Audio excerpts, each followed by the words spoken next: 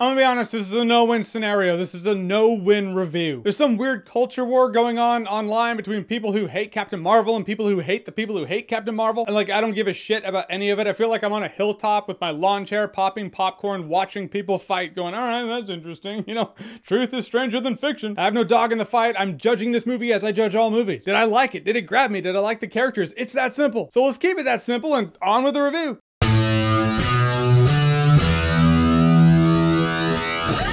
Captain Marvel. So Captain Marvel is the newest film in the Marvel Cinematic Universe. It stars Brie Larson as Captain Marvel. She's a Kree, which pretty much, well, they don't explain too much about them. The Space Police. Think Green Lantern Corps without the rings. They have guns. That's how they came across in the movie anyway. They're hunting down Skrulls, which are aliens that shapeshift into people. Then Captain Marvel crashes on Earth. Some Skrulls crash on Earth, so she's on the hunt for him. Teams up with a younger Nick Fury, because it's the mid-90s, so let's unravel, let's pull at the threads of adventure. Olive Branch, what I liked about this movie, first of all, Ben Mendelsohn, he's the main Skrull. I might be saying this because I'm a Ben Mendelsohn fan. I always profess he's one of those actors where even if he's in a shitty movie, he's still the great part in the shitty movie. I like Ben Mendelsohn as the head Skrull. I actually like the Skrulls in general. By the end of this movie, I dug him. And Nick Fury, Samuel L. Jackson. I didn't expect him to have this much screen time. This is like a buddy cop movie, a buddy space cop movie, or a buddy space cop meets buddy agent. Point is, I love Samuel L. Jackson. I love him as Nick Fury, and I loved him in this movie. And when the movie started, like the first act, I liked Brie Larson as Captain Marvel. She actually had some personality. She's talking a little bit of shit when she's sparring with Jude Law. I like that. I was like, where was this in the trailers? If the trailers had shown this, it would have been way better. Then the movie goes on. It's like the longer Captain Marvel's on Earth. It's like Earth is personality kryptonite. She still has a couple of moments here and there, one with this little girl, and I was like, all right, that's sweet. I like that because that's what the movie is. The movie's made for little girls to be like, oh, I want to be like Captain Marvel. And the winks and nods. The movie relies really heavily on winks and nods. It's like, hey, look at this nostalgic stuff. Hey, you recognize this because it's the 90s. They cracked me up, but in the end, I think back, and that's really what makes the movie float for me. Because the movie, for me,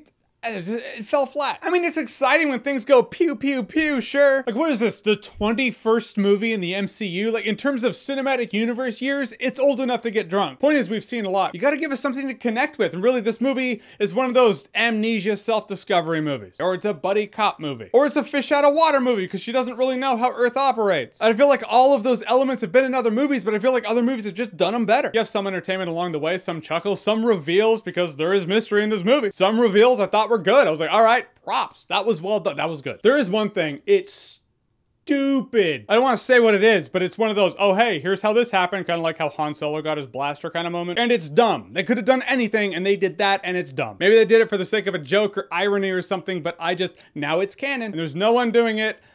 Whatever. I like some things that she did. I guess I like snarky people because when she's being snarky, I like that. But there's this one arc with this friend. I felt nothing. I felt no connection between her and this friend. And I feel like that's because the movie has to cover a lot of ground. There's a lot of backstory and you don't get it other than a couple of flashes. I mean, in terms of the movie being a feminist piece, they've said it is. The overlords, the studio people, Brie Larson. And I'm not slandering the movie and saying this. I'm just illustrating the fact. This is what it's been said it is. And after watching the movie, it's apparent that that's what it is. And whether or not that's enough for a movie to float, if that's enough for your entertainment, that's up to you. For me, it's not. I think a movie can have a feminist message, but still has to be interesting. It has to have good pacing, good flow, and this movie kind of drags on in parts. Like, I don't get to say this often, but today I get to.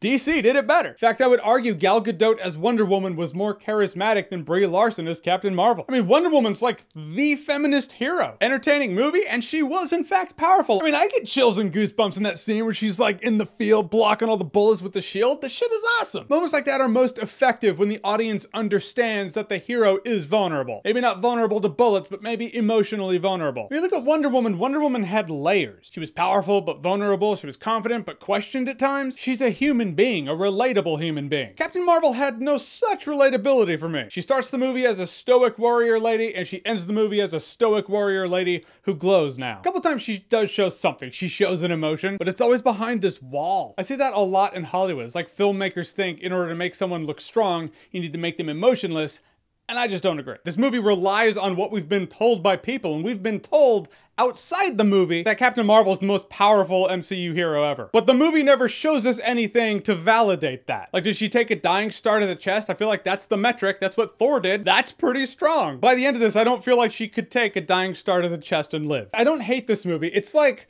This is like Star Trek Insurrection. It's like the Star Trek Insurrection of the MCU. Not terrible, not great, has a couple moments I liked, has a good villain, just didn't flow as well as I'm used to. In the end, this movie probably would have been a better time if I were drunk. Yeah, now it's a party. Can you smash the like button, please? I feel like I'm gonna get shit for that, so if you like this video anyway, if you could give me a like, that'd be great. That'd help the video out. All right, so Captain Marvel, have you seen it? What did you think about it? Whatever you thought, comment below, let me know. And as always, if you like what you've seen here and you want to see more, click right here to see more.